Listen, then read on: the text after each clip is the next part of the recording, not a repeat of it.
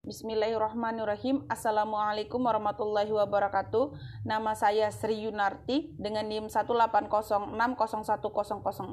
Fakultas Usuluddin dan Studi Agama, jurusan Ilmu Quran dan Tafsir, Universitas Islam Negeri Mataram. Saya akan menjelaskan chapter 14 pada buku Entrepreneurship berdasarkan hasil review saya.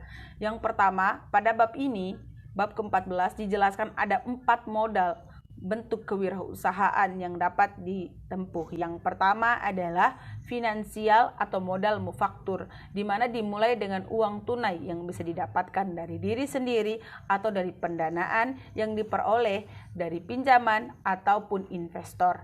Yang kedua adalah sumber daya manusia, yaitu adanya kreativitas terhadap masing-masing pada diri karyawan. Yang ketiga adalah modal sosial, yaitu nilai kolektif dari semua jaringan untuk menguntungkan satu sama lain.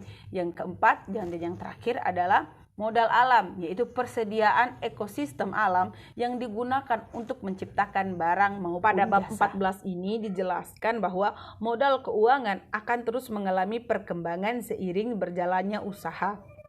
Pada bab ini juga berfokuskan tentang wirausahaan yang dapat membiayai usaha-usaha baru dengan mendapatkan uang dari keluarga atau bisa melalui investor. Kemudian pada bab ini juga menyinggung tentang bagaimana pembiayaan utang dan juga akualitas yang bisa dalam bentuk bank umum, kredit pangan misalnya, dan juga dalam bentuk instrumental akualitas dan lain-lain. Pada bab ini juga dijelaskan bagaimana panitura hanya akan mengalir pada perusahaan yang memiliki potensi superstar. Nah, sedangkan investor informal itu akan mengalir ke perusahaan di semua segmen.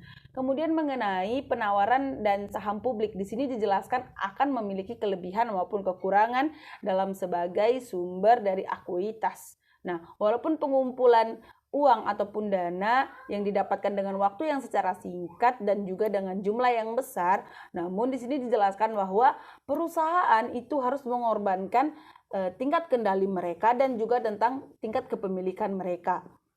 Di mana salah satu alternatif yang ditawarkan dalam chapter 14 ini adalah pribadi, di mana pemodelan pribadi ini akan meningkatkan modal aktivitas dari usaha baru. Kemudian usaha permodalan itu harus menggunakan kriteria yang berbeda saat mengaktualisasi proposal usaha baru. Bab ini berfokuskan kepada wirausahaan dan juga potensi dari investasi usaha. Bab ini juga menjelaskan bahwa seorang pengusaha tidak dapat memperoleh pinjaman atau pembiayaan yang ditarik dari bank. Akan tetapi, para pengusaha ini harus mencari rekan-rekan bisnis untuk bisa berinvestasi di perusahaan. Adanya bentuk-bentuk baru dari modal kewirausahaan. Nah, mengenai keuangan, maka bab ini menyarankan atau sangat dipilih tentang syariat Islam.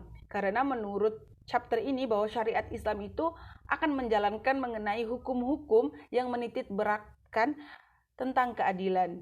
Jadi hukum Islamlah yang dipilih dalam masalah keuangan. Pada bab ini juga dijelaskan tentang informasi mengenai program kredit mikro dan pinjaman kecil kepada wirausahawan atau calon wirausaha tanpa adanya jaminan. Pada pembahasan terakhir ini dibahas mengenai bagaimana cara kita melihat adanya stok modal alam yang digunakan demi kepentingan pribadi sehingga akan berdampak buruk pada ekosistem dan juga akan menghancurkan sumber daya alam terbatas. Mungkin demikian review dari chapter 14 yang dapat saya sampaikan. Wassalamualaikum warahmatullahi wabarakatuh.